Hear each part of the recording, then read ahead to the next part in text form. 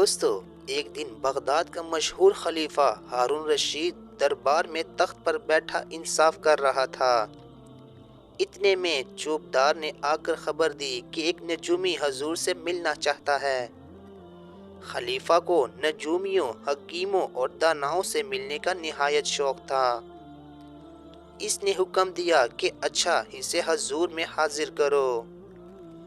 نجومی آداب بچا لاتا ہوا دربار میں داخل ہوا اور ہاتھ باندھ کر بادشاہ کے حضور میں کھڑا ہو گیا۔ بادشاہ سلامت نے کہا کہ اگر تجھے نجوم کا علم آتا ہے تو اچھا یہ بتا کہ آج کل میرا نائب وزیر فضل کہاں ہے؟ نجومی نے حساب لگا کر اپنے علم کی روح سے عرض کی کہ حضور وہ اس وقت خراساں میں ہیں اور جس کام کے لیے بھیجا گیا تھا وہ اس نے پورا کر لیا ہے اور واپس آ رہا ہے۔ اس کے بعد خلیفہ نے نجومی سے پوچھا کہ میری بیگم کا لڑکا ہوگا یا لڑکی؟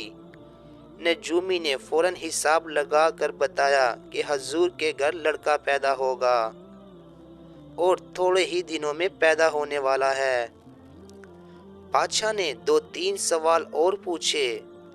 ان کے جواب بالکل صحیح اور سچے نکلے۔ نجومی سے کہا کہ نائب وزیر فضل بھی آنے والا ہے اور لڑکا بھی پیدا ہونے والا ہے، اس لیے تم اس وقت تک ٹھہرو کہ ہمیں تمہاری باتوں کا جھوٹ سچ معلوم ہو جائے۔ نجومی نے منظور کر لیا اور وہی رہنے لگا۔ کچھ دنوں بعد نائب وزیر خراساں سے اپنا کام کر کے واپس آ گیا اور بادشاہ سلامت کے گھر لڑکا بھی پیدا ہو گیا۔ بادشاہ نہایت خوش ہوئے، نجومی کو بلایا اور بہت سا انعام دے کر اپنے درگاہ میں جگہ دی۔ چند روز بعد ایک دن بادشاہ کو بیٹھے بیٹھے یوں ہی کچھ خیال سا آ گیا۔ نجومی کو بلا کر پوچھا کہ بتاؤ ہماری کتنی عمر باقی ہے؟ نجومی نے حساب لگایا اور آہستہ سے بولا کہ بادشاہ سلامت، میری علم کی روح سے تو بادشاہ سلامت کی عمر کا صرف 1 سال ہی باقی ہے، اس سے زیادہ حضور نہیں جئیں گے۔ نجومی کا یہ کہنا تھا کہ سارے دربار پر سناٹا چھا گیا۔ امیر، وزیر، اہلکار سب خاموش تھے۔ خلیفہ کا رنگ پھک ہو گیا، گھٹنے پر سر رکھا، آہ کی اور گہرے خیالات میں غرق ہو گیا۔ سوچا افسوس، عمر بالکل بیکار گزری۔ ایک دم خدا کا نام دل سے نہ لیا۔ دل میں خواہش تھی کہ اب سلطنت چھوڑ کر خدا کی عبادت کروں گا، مگر اب تو صرف 1 سال باقی ہے۔ 1 سال میں سلطنت کا چھوڑنا، کام شہزادے کے سپرد کرنا، ملک کے انتظامات وصیت کرنا، اتنے کام بھی ختم نہیں ہو سکتے۔ عبادت کا کون سا وقت ہو؟ افسوس، خدا کے سامنے کیا جواب دوں گا؟ اتنے میں وزیر اعظم جعفر آیا۔ اس نے کہا کہ بادشاہ بہت غمگین ہے اور کسی طرح اس کی تسلی نہیں ہوتی۔ اس نے ہاتھ باندھ کر عرض کی، حضور خانہ زاد حاضر ہے۔ حضور کیوں اداس ہیں؟ 2 باتیں خاکسار سے کیجیے، شاید بندہ حضور کے کسی کام آ سکے۔ میں جان، مال، عزت سب خلیفہ پر قربان کرنے کو حاضر ہوں۔ خلیفہ ہارون رشید نے گھٹنے پر سے سر اٹھایا تو رنگ زدہ تھا، آنکھوں سے آنسو جاری تھے۔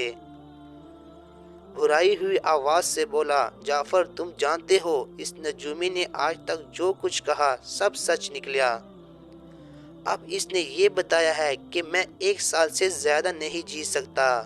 میں مرنے سے نہیں ڈرتا، مگر میں اس لیے غمگین ہوں کہ خدا کی عبادت اچھی طرح نہ کر سکا۔